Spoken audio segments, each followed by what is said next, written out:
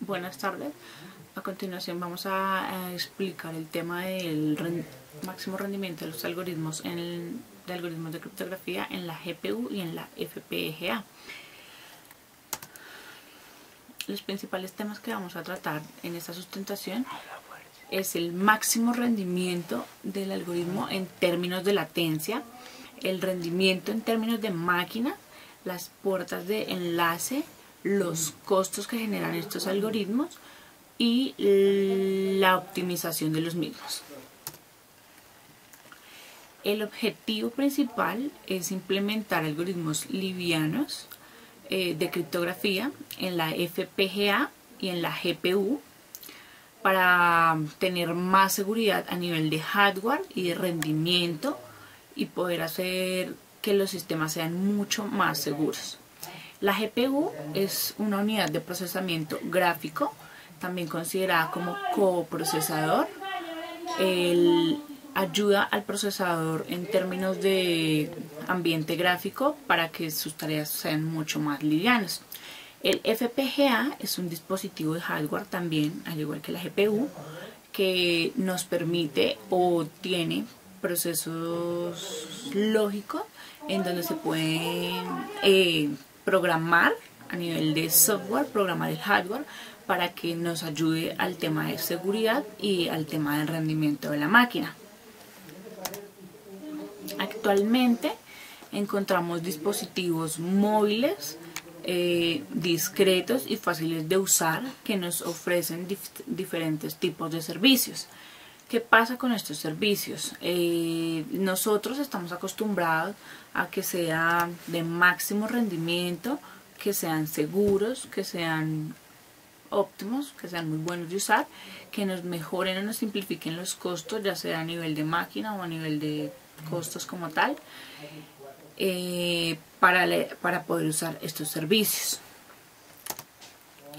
Dentro del paper, las aplicaciones donde debemos aplicar, por decirlo así de forma redundante, este tipo de algoritmos es muy usado, por ejemplo, en los UAV. Los UAV son vehículos aéreos no tripulados que son claramente utilizados por el ejército. Entonces, donde se necesita o se maneja un alto volumen de información de lo que se esté haciendo, de los procesos que hagan, de las rutas que deben ejecutar y demás. También son utilizados en los smart grids o redes eléctricas inteligentes. Se utilizan para optimizar los procesos y la producción. Básicamente esas son las aplicaciones donde se mencionan que son de total importancia. Los algoritmos que vamos a explicar detalladamente en esta sesión son el TEA, que significa algoritmo diminuto de encripción, o el XTEA, que significa algoritmo diminuto extendido de encripción. La real diferencia entre estos dos básicamente radica en que el XTEA se inventó para mejorar o optimizar algunas falencias que tenía el TEA en términos de cifrado o para mejorar su tiempo, pero realmente son muy similares y comparten muchas características, como vamos a ver a continuación. Las características que manejan estos dos algoritmos de cifrado son las siguientes. Utilizan la misma compuerta lógica XOR o el OR exclusivo. Esta es una operación a nivel lógico que se hace en las máquinas con números binarios. Cambia o hace operaciones en base a 32 bits. Utiliza porciones pequeñas de memoria, no es gran cantidad la que necesite realmente para poder ser procesado. Las operaciones que realizan estos dos algoritmos son muy simples, son aritméticas y lógicas, y básicamente esas son las operaciones que hacen los dos algoritmos. Las características más detalladamente del TEA, por decirlo así, XTEA, perdón. Este parte o tiene no 4 llaves como se visualiza en el TEA, tiene solamente 2 llaves de cifrado. También se pueden hacer cambios en 32 bits.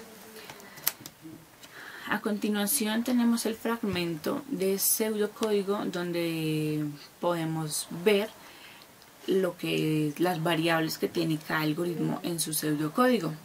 Entonces la n, que es el número de iteraciones que hace en el ciclo for, el delta, al cual se le suma, se le asigna a una variable denominada suma.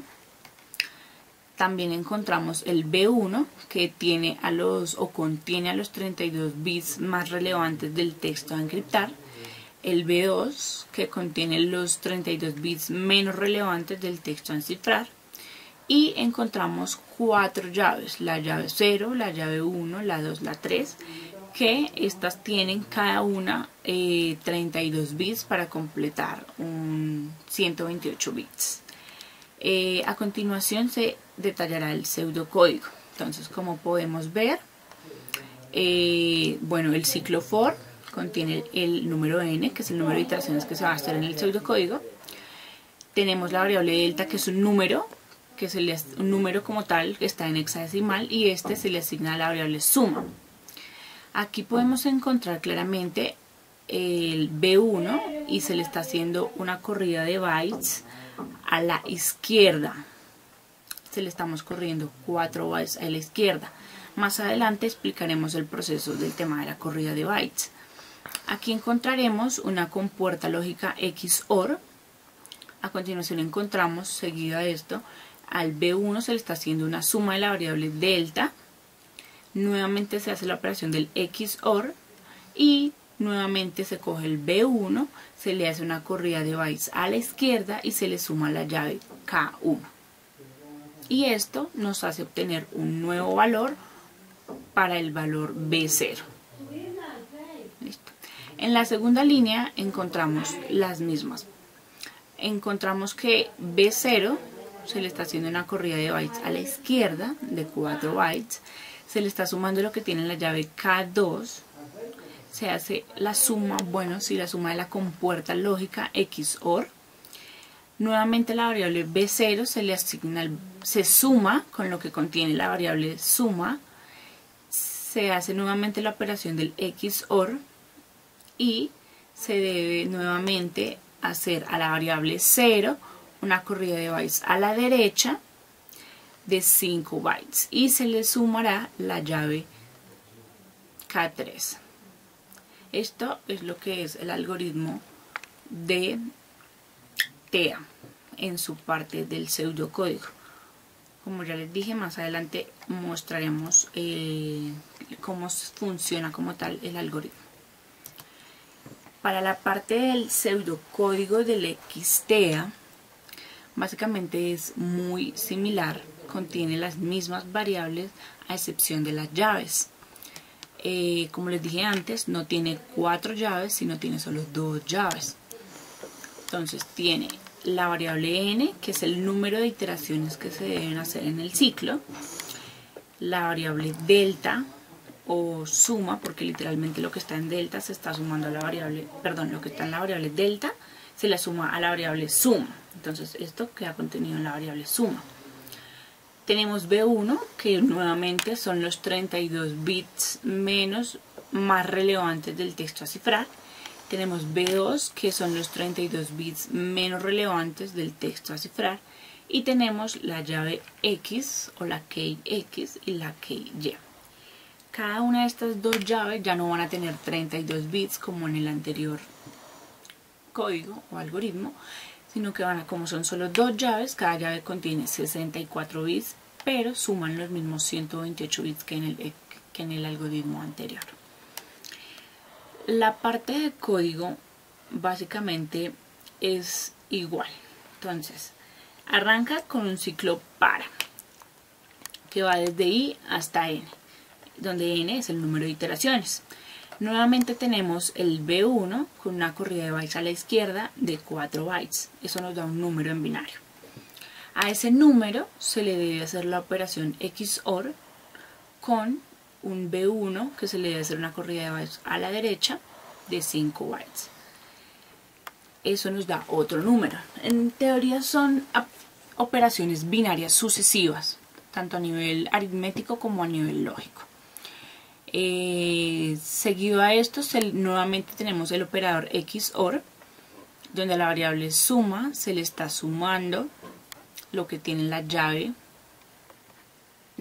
Bueno, internamente aquí se debe hacer suma y entonces se debe hacer a esta variable suma se le aplica el operador bitwidth, que es el ampersand o el i, y un 3 con el número 3. Eso nos da otro número en binario.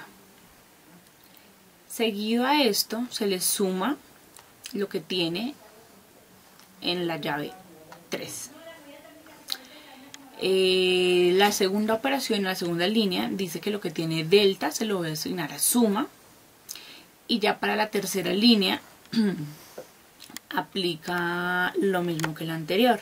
Arranca por B0, le hace una corrida de bytes a la izquierda de 4 bytes, hace la operación lógica del XOR, coge el B0, le hace una corrida de bytes a la derecha de 5 bytes, más lo que tiene en B0. Todo eso nos dan números binarios realmente. Nuevamente hace la operación del XOR y nuevamente hace con la variable suma y la variable llave, hace una suma internamente y todo eso pues vuelve a dar otro número, y eso nos asigna o nos da un valor respectivo para la primera ronda del B1 y del B0 respectivamente. Entonces a continuación vamos a hacer un detalle, una explicación de lo que es la corrida de bytes, cómo funciona el XOR, cómo funciona el bitwidth. Entonces vamos a entrar en materia, vamos a explicar cómo es el proceso de la corrida de bytes. Originalmente, según el código que tenemos, la parte del TEA dice que tenemos, bueno, lo primero es la variable delta, a lo cual ese delta se asigna en la variable suma. Lo segundo, o en la segunda línea, tenemos una variable B1 con una corrida de bytes a la izquierda, 4 bytes a la izquierda. Entonces tenemos, digamos que nuestro número B1 es este, en binario, lo puse en 8 bits, o sea, un byte. Este es nuestro numerito. Vamos a hacerle una corrida de bytes a la izquierda, para lo cual la parte izquierda, 4 bytes van a quedar en 0. 1, 2, 3, 4. A partir de este byte, de este se empiezan a poner los numeritos que teníamos acá, hasta donde termine el número. Entonces digamos que hacemos esto.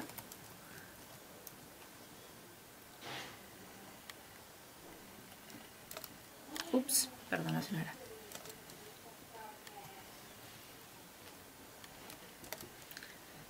Listo. Entonces ahí hicimos la corrida de bytes.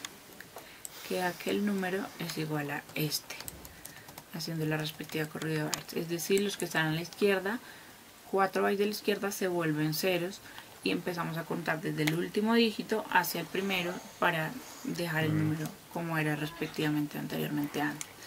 Sobre este número nuevo que hemos obtenido en binario debemos hacer la operación con la variable K0. Entonces debemos sumarle lo que tiene K0. K0 es una variable más, le podemos poner otro valor. Entonces digamos que K0, vamos aquí a mencionar a K0 para tenerlo presente como 1, 0, 1, 0. Entonces, relativamente lo que tenemos que hacer es una suma binaria entre estos dos números. Entonces vamos a hacer una suma. 0 más 0 en binario es 0. 0 y 1 es 1. 0 y 0 es 0. 0 y 1 es 1. 0 más nada, pues 0, que no estamos sumando nada. Aquí da 1, aquí da 0 y aquí da 1. Entonces aquí ya tenemos terminado la operación de la primera parte del algoritmo, donde dice que debemos sumarle la llave K0. A continuación tenemos otra operación, la cual es B1 más la variable suma, que contiene un número. Entonces digamos que aquí tengo nuevamente mi variable B1 y le voy a sumar lo que está en la variable suma. Digamos que lo que tiene esta variable, o el valor numérico que tiene esta variable, es el siguiente: 1, 0, 0, 1. Hacemos esta operación y nos da 1 más 0, 1, 0 y 0, 1, 1 y 1 es 0 y llevo 1, entonces es 1 y 1, el 1 que llevamos aquí, imaginario, 1 más 1 da 0 y llevo 1, 1 y 0 es 1, 1. Aquí pues ya terminamos normal, 1 es 1 y 0 es 0. Entonces en este orden de ideas ya tenemos nuestra segunda suma de la parte del algoritmo de este. Ahora vamos a hacer la tercera parte, que es una suma de B1 corrida de Bayes a la derecha de 5 dígitos más K1. Entonces nuevamente tenemos nuestro número B1 que arranca desde aquí hasta aquí. Debemos hacerle una corrida de bytes a la derecha de 5 dígitos. Entonces a la derecha reemplazamos los primeros bytes: 1, 2, 3, 4, 5. Listo. Y los que nos quedan faltando los ponemos desde acá. Entonces va 0, 1, serían 3, 0, 1, 0. Serían solo estos 3. Y ahí ya tenemos lo que es la B1 con la corrida de bytes de los 5 bytes a la derecha. Sobre este número que obtuvimos debemos sumarle la llave K1. Digamos que K1, vamos a ponerle aquí, K1 tiene un valor de 1, 1, 0 y 1. Nuevamente debemos hacer la operación o la suma binaria de estos dos números.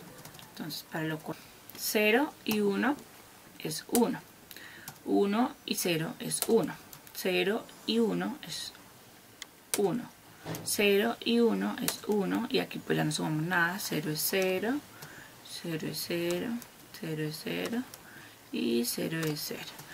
Entonces hemos obtenido un nuevo número. Tenemos este. Finalmente, como fueron 3 operaciones que se hicieron, obtenemos estos 3 números que tenemos en esta línea: este número más este número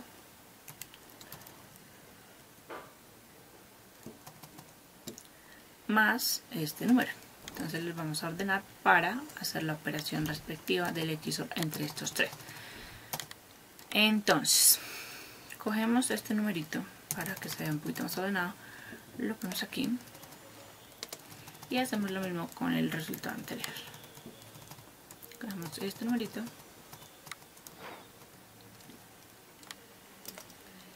lo ponemos aquí,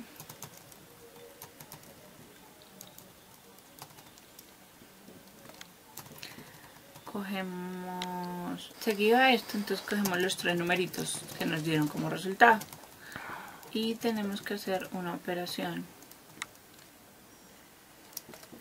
de XOR entre estos 3. Entonces vamos a ver cómo funciona el XOR.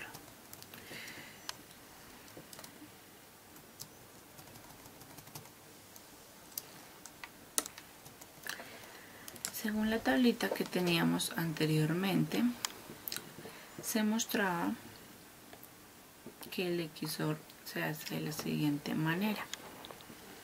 0 y 0 da 0. Entonces estos dos, 0 y 0, dan 0. Y 0 y 1 da 1. Entonces aquí da 1. 1 y 1 da 0. Aquí, de la suma de estos dos, o del XOR de los dos, da 1. Perdón, da 0. Y a ese 0 le debemos hacer nuevamente la operación con el numerito que quedó aquí solo. Entonces 0 y 1 da 1. O sea, aquí ponemos 1. Aquí seguiría esta línea. 0 y 1 da 1. Entre estos dos da 1. Entonces tenemos 1 y este 1 que quedó aquí solito da 0. Luego sigue esto. 1 y 0 da 1. Entonces entre estos dos da 1.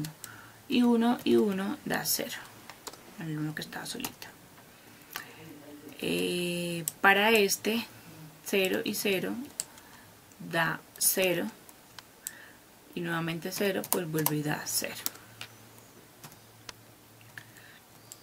1 y 1 da 0. Y 0 y 0 dan 0. Aquí tenemos 0 y 1 da 1. 1 y 0 da 1, para lo cual nos da como resultado 1. 1 y 0 da 1. Y 1 y 0, o bueno, más bien 0, porque es el que tenemos aquí, y el 1 que nos dio de la resultado anterior da 1. Y este es el resultado que se va a almacenar en la variable B1 para la primera línea de código del XTA. Listo. La segunda línea de bytes es la misma cuestión. Entonces tenemos el B0, en vez de tener aquí el B1, pues tenemos el número B0 y hacemos las mismas operaciones que expliqué anteriormente. Esto es para toda la parte del TEA. Entonces digamos que ya esto está explicado en su totalidad. Ahora vamos a explicar el XTA. Bueno, la parte del TEA, del XTA, pues si se pueden fijar, tiene la misma corrida de bytes a la izquierda de 4 bytes. Aquí cambia un poquito la sentencia de código, pero aquí es donde hace. Entonces primero hace esta operación, luego hace esta operación y luego hace esta operación.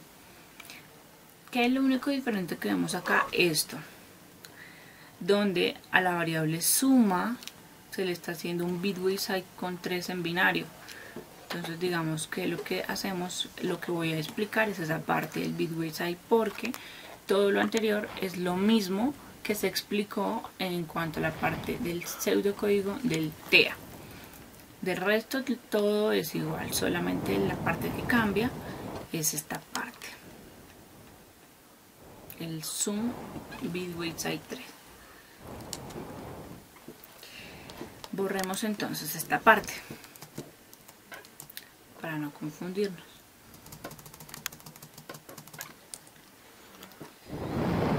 Entonces, si vamos a trabajar en 8 bits, el número 3 en binario vendría siendo como este. Bueno, espérate, contamos los bits. 1, 2, 3, 4, 5, 6, 7 y 8. Entonces si está 8, ya que hay 8. Los que tendríamos prendidos para que nos dé 3 sería este y este. Esto sería 3 en binario, correspectivamente como dice aquí sum y el número bitwidth hay 3. Entonces, ese es el número 3. Voy a ponerlo aquí como para que sepan que este es el número 3. El número 3. Seguido a esto, se dice que tenemos la variable suma, la cual suma, como ya les había mostrado antes, puede ser cualquier valor. Entonces digamos que a suma le ponemos este número, y le ponemos 1, 0, 0 y aquí un 1. Entonces tenemos que hacer un bitwidth entre estos dos números, el número 3 y el número suma, que es lo que está almacenado en suma. Entonces esta operación del bitwidth se hace de la siguiente manera. 0 y 0 dan 0. O sea, aquí es como si hubiera, vamos aquí en siguiente, un bitwidth o un operador de I. Entonces vamos a hacer la operación 1 y 0, esto da 0. 1 y 0 nuevamente 0. 1 y 0 da 0. 0 y 1 dan 0. Este 0 y 1 dan 0. Y respectivamente todos los demás dan 0, 0, porque ya no hay con quién operarlo, 0. Y pues aquí 0, entonces el número operador. Y este es el numerito que obtenemos en esta parte de la operación. ¿Sí? Entonces este numerito se debe multiplicar con lo que esté en la llave key, en binario obviamente. Sucesivamente a este número se le suma lo que contiene la variable sum, que es un número que ya sabemos, y el resto pues ya lo vimos en la parte anterior. Realmente creo que lo único diferente es el bitwidth. De resto ya todo se explicó cómo funciona el XOR y la corrida de bytes, tanto a la izquierda como a la derecha. Entonces a continuación mi compañero Juan Pablo les va a explicar la parte de la implementación en la GPU y en la FPGA. Cómo funciona, cómo es la implementación, cómo será el rendimiento de estos dos algoritmos en estos dispositivos hardware. Y ya, muchas gracias. Seguimos con la implementación de la GPU. La GPU se utiliza básicamente para gráfica, sin embargo se puede utilizar como coprocesador. Al ser coprocesador se puede hacer que el algoritmo de encriptación corra más rápido. Está basado en el lenguaje C del CUDA. En el CUDA se implementó gracias a NVIDIA, el cual nos ayudó para poder implementar software dentro del hardware, es decir, se puede controlar el dispositivo para amplificar su rendimiento. Este lenguaje de programación fue dado por NVIDIA en sus plataformas de GeForce. Para esta implementación se copian los datos recibidos y las llaves a la memoria de la GPU. Se precomputan los valores de suma para cada ronda y son almacenados en la memoria compartida. Seguido a esto se calculan las cifras para cada bloque en paralelo y se envían a través de los hilos con informaciones de 64 bits en cada uno. Una vez enviados estos hilos, se copian las cifras de la GPU a la CPU de tal manera que la información sea encriptada o desencriptada en su proceso. La implementación en FPGA. Estos se utilizan a través de arreglos de gates para programación de alta densidad. Son muy comúnmente usadas en sistemas embebidos para prototipos rápidos de algoritmos. Como podemos ver aquí está el diagrama de bloques para el TDA en los FPGA. Como se había explicado previamente en los algoritmos en el pseudocódigo, aquí se tienen dos rondas. La primera media ronda y la segunda media ronda, donde se tiene el corrimiento de bits hacia la izquierda de 4 y la llave en 0, que ambos son de 32 bits. Se hace una suma aritmética, la cual va al XOR o al OR excluyente. También se hace la suma de la B1 en 32 bits y el valor que se almacena en suma, que son las sumas iteradas para cada delta. Estos dos igualmente también se suman y se envían a través del OR excluyente. Y seguida de esto otra vez se tiene la B1, que son los datos, el 32 bits, la llave 1, y se corren 5 bits hacia la derecha para los 32 bits. Se hace la suma y van al OR excluyente. Una vez hechos estos OR excluyentes, se hace una suma o una resta tomando B0 como 32 bits y este sería un B0 new. Este B0 new es la primera parte de la encriptación. Una vez se tiene la primera ronda, se ejecuta la segunda ronda. ¿En qué consiste la segunda ronda? Se envía el B0, 32 bits, se hace corrimiento a la izquierda de 4 y se envía la llave y se hace una suma aritmética. Igualmente otra vez se toma el B0, que sería nuestro B0 new, con los 32 bits se hace una suma aritmética con la suma, que es nuestro delta sumado. Ambos se envían al XOR y seguida de eso se cogen los 32 bits del B0, que es nuestro B0 new, y la llave 3, también de 32 bits, se hace corrimiento hacia la derecha de 5, suma aritmética y se corre hacia el XOR. Para este diagrama de bloques todo se hace al mismo para todas las rondas, es decir, cada vez que se tiene un n número de rondas se ejecuta estos. El mismo proceso ocurre para el XTEA. La gran diferencia, al igual que en el pseudocódigo, sea en el que B1 se corre tanto para corrimiento hacia la derecha, corrimiento hacia la izquierda de los bits, y se ejecuta el XOR. Seguido de esto se coge la B1 normal y se hace una suma aritmética. Después se toma el sum 0, que es nuestro delta, y la llave en X, que sería la llave para nuestra primera ronda. Se hace la suma aritmética y se ejecuta el XOR. Se suma o se resta dependiendo si se quiere encriptar o desencriptar y vuelve a correr para B0 new, el corrimiento hacia la izquierda de 4, el corrimiento a la derecha hacia 5 y se hace la operación XOR.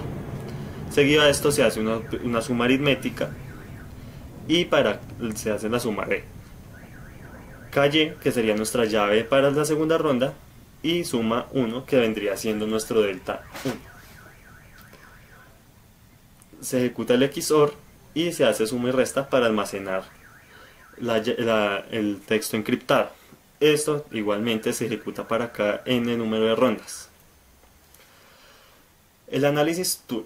Para nuestro análisis tool tenemos la herramienta SHAT, lo cual quiere decir Cryptographic Hardware Acceleration and Analysis Tool. Esta herramienta nos permite calcular cuál es el mejor FPGA o GPU dentro de un rango dado. Es decir, este nos va a ayudar a definir si es mejor ejecutar dependiendo a la cantidad de datos que se tenga para encriptar. Para calcular esto se suma el peso del performance, es decir, del rendimiento, el peso del costo y el peso de la seguridad, que son denotados por nuestro WP, WC y WS. Adicionalmente se toma performance, teniendo en cuenta las características, y el dado U para nuestras especificaciones de diseño. ¿Qué son las especificaciones de diseño? Son aquellos componentes sobre los cuales se quiere llegar al objetivo. Y J son sobre los recomendados a los que se quieren tener. Y tomando en cuenta que es el suite del criptograma, y J es el plataforma. A continuación podemos ver la tabla comparativa para el rendimiento que se le da con el TDA, teniendo en cuenta CPUs, GPUs y FPGAs. Por parte de CPUs tenemos el Zinc, por partes de GPUs tenemos a Nvidia C2070 y Nvidia GT650M, y por parte de las FPGAs tenemos el Intel Xeon X5650 y el Intel Quad-Core Core i7. Como podemos ver en esta gráfica, tenemos diferentes prototipados para diferentes tiempos de respuesta y para cada almacenamiento que tiene el archivo. El que mantiene estable es aquel que es el sync. Sin embargo, este no es el más óptimo en todos los casos, ya que para archivos de 8 kilobytes va a tener una velocidad de 4600, sin embargo, para archivos de 8 GB tiene una velocidad de 4600 también, es decir, que consume mucho más durante un proceso de procesando un archivo de 8 kilobytes a uno de 8 GB. Como podemos ver, para el NVIDIA GT 650 tiene un comportamiento exponencial, es decir, va en esta forma. ¿En qué nos ayuda esto? Esto nos ayuda a que consume menos información a los 8 kilobytes, es decir, consume menos recursos y consume más de acuerdo a tanta información pueda manejar. Sin embargo, este tiene una limitante. Su limitante es que puede llegar únicamente a 1 giga. A continuación tenemos el NVIDIA C2070, que consume muchísimos menos recursos, pero tiene mucha más capacidad. Aquí tenemos la comparación con el XTEA. La información se lee de la misma manera, como podemos ver otra vez. El Iltenseol y el Sync tienen un comportamiento lineal, es decir, tanto como para 8 kilobytes como para 8 GB consumen la misma cantidad de recursos, y para el NVIDIA GT 650 consume de manera exponencial. ¿Esto en qué nos ayuda a nivel de los algoritmos? Nos ayuda a seleccionar qué máquina es mejor dependiendo de la cantidad de información que vayamos a procesar. Es decir, no es óptimo utilizar un equipo Sync, en este caso un CPU, para procesar información de 8 kilobytes. Sin embargo, no es muy recomendable utilizar tampoco una GPU para datos muy grandes, ya que su limitante es solamente de 1 giga. Los resultados del rendimiento de la máquina se puede calcular a través de la siguiente fórmula. Se calcula sobre el tamaño del texto plano, todo dividido sobre la latencia por el tamaño del texto plano, dividido en 8 menos 1 por el tiempo del reloj. Este 8 representa la cantidad de bits que hay dentro de un byte. Al tener en cuenta que esto se mide a través de bytes y no de bits, la idea es tener la mayor precisión posible al tener un resultado de rendimiento. Como conclusiones tenemos que el GPU y el FPGA proveen un mejor rendimiento tanto para el TEA como para el XTEA comparado a la CPU. Sin embargo, se tienen que tener en cuenta la cantidad y el tamaño de los archivos que se van a manejar. Para el FPGA se tiene un mejor comportamiento para textos planos de pequeños tamaños, a pesar de que el GPU es mejor para textos planos de mayor longitud. En términos de tiempo de desarrollo y costo, los GPU son mejores debido a su criptografía embebida, coprocesadores y comparado contra los FPGAs y contra la CPU. Para estudios futuros se tiene que tener en cuenta que la plataforma Sync como completa como menor costo para criptografía y coprocesador. Sin embargo, como se había mencionado previamente, el Sync puede consumir muchos recursos bajo niveles de texto plano pequeños.